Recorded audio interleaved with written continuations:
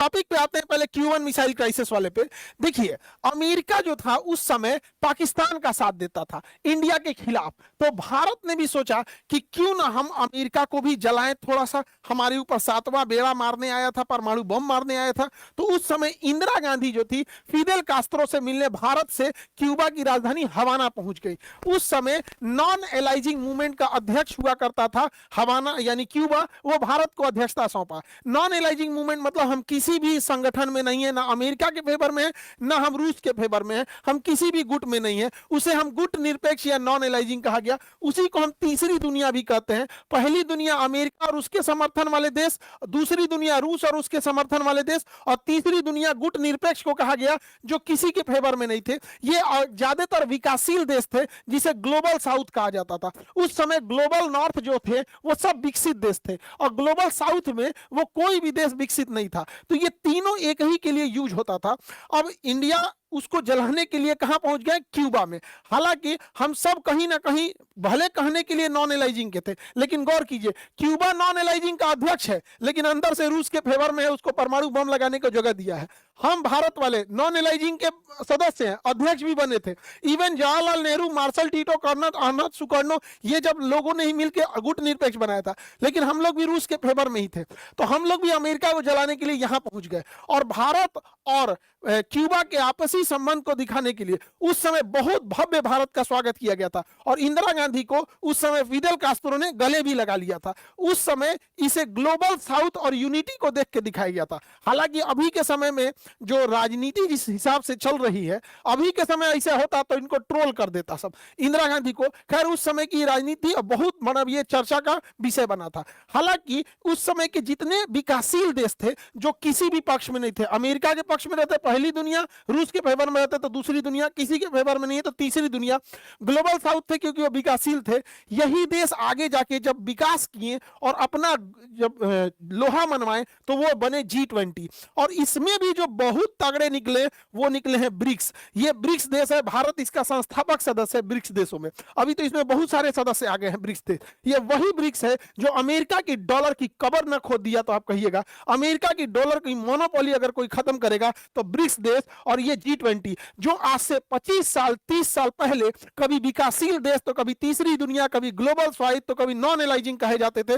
वक्त वक्त की बात है, अमेरिका देखेगा कि ब्रिक्स की ताकत क्या होती है। खैर अमेरिका के चाहे जितने भी राष्ट्रपति आए वो क्यूबा में सरकार बदलने की कोशिश की है। सरकार बदलने को रिजीम चेंज भी कहते हैं, लेकिन वो क्यूबा के अंदर से कभी भी फिदेल कास्त्रो की सरकार नहीं हटा पाए। हालांकि ग्वांतनामो पे शुरू से ही जो प्लाट एक्ट था उसी के तहत अभी भी अमेरिका का यहां पे कब्जा है ग्वांतनामो में, लेकिन अमेरिका के राष्ट्रपति बदलते गए, फिदेल कास्त्रो अपने जगह पे रहे।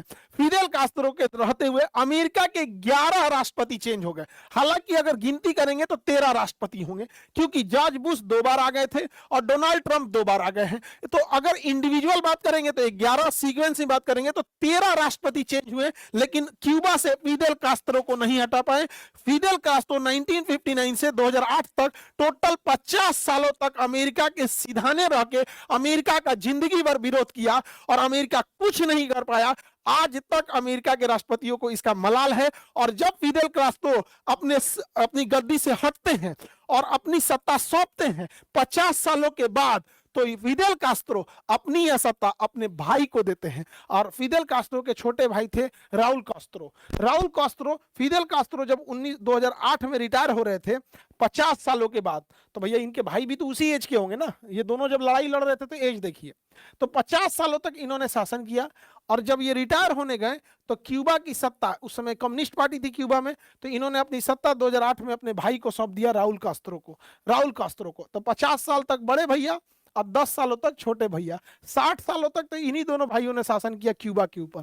अब क्यूबा पे 1959 से 2008 यानी 50 साल तक फिदेल कास्त्रो, 8 से 18 तक 10 साल तक राउल कास्त्रो, 18 से 2026 तक जो बने हैं डियाज कैनाल बने गए हैं, डियाज कैनाल। तो अभी वर्तमान में क्यूबा में कम्युनिस्ट पार्टी की सरकार है और डियाज कैनाल वहां के राष्ट्रपति हैं।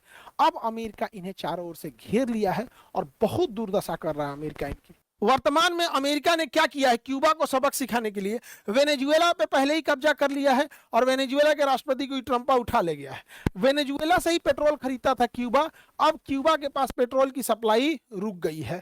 और क्यूबा जो था अपना ज्यादातर बिजली पेट्रोलियम से बनाता था, भारत ज्यादातर कोयला और न्यूक्लियर पावर से बनाता है, लेकिन वो बिजली से कोयला इससे बनाता था पेट्रोलियम से, तो उसका पेट्रोलियम भी गया और बिजली भी गया। अभी क्यूबा में ना पेट्रोल है ना बिजली है। अब सारी चीजें धीरे धीरे खत्म हो गई है वेनेजुएला के राष्ट्रपति के गिरफ्तार होने के बाद। जब डीजल ही नहीं है, पूरी सड़कें खाली है, कूड़ा उठाने वाला गाड़ी भी नहीं आ रही है, सब खाली है यहाँ पे। सबसे बड़ा दिक्कत क्या हो रहा है हॉस्पिटल में, हॉस्पिटल का कोई भी मशीन, सीटी एमआरआई, ब्लड जांच से लेके एक्सरे से लेके ऑपरेशन थिएटर जो हो गया यहाँ पर, ऑपरेशन थिएटर में बिना बिजली हॉस्पिटल चल ही नहीं सकता है। स्कूल बंद है, सब बंद है, क्यूबा में ब्लैकआउट हो चुका है, पूरी दुनिया देख रही है क्यूबा को क्या होगा। और पिछले 1.5 महीने से क्यूबा के पास न पेट्रोल है ना बिजली है। अमेरिका ने पूरी तरह से क्यूबा का ब्लॉकेज कर दिया क्योंकि बुढ़ऊ को क्यूबा की सरकार पसंद नहीं है। अब क्यूबा के पास पेट्रोल ही नहीं है। क्यूबा ने गुहार लगाया रूस से कि भैया हमको पेट्रोलियम भेजो, तो क्यूबा के लिए रवाना कर दिया है रूस। रूस अपना ऑयल टैंकर क्यूबा को रवाना कर दिया, ये 10 दिन बाद वहां पहुंचेगा। लेकिन रूस अब उतना ताकतवर रहा नहीं और अमेरिका ज्यादा ताकतवर हो गया। अगर अमेरिका इस जहाज को मार के गिरा देता है या इस जहाज को गिरफ्तार कर लेता है तो देखना होगा कि पुतिन क्या करेंगे, क्योंकि ये ट्रम्पा तो पागल है, ये तो घमंड में पागल है। अब दुनिया किस साइड में जाएगी कोई ठीक नहीं है कि अगर ये ज्यादा टॉर्चर करेंगे तो रूस उठा के एक परमाणु बम ईरान को थमा देगा और ईरान कहीं वो चला देगा। भाई तुम उसके पड़ोसी को टॉर्चर करोगे तो उसको क्या जाता है दे देने में। और पूरी दुनिया इसको देख रही है, वर्ल्ड लीडर ये देख रहे हैं। कोई इसको आतंकवाद कहेगा? कोई नहीं कहेगा। क्या इस तरह से किसी सरकार को गिराने के लिए 60 सालों से तैयारी कर रहे, कोई कुछ नहीं बोलेगा। पूरी दुनिया क्यूबा को देख रही है कि क्यूबा आगे क्या होने वाला है।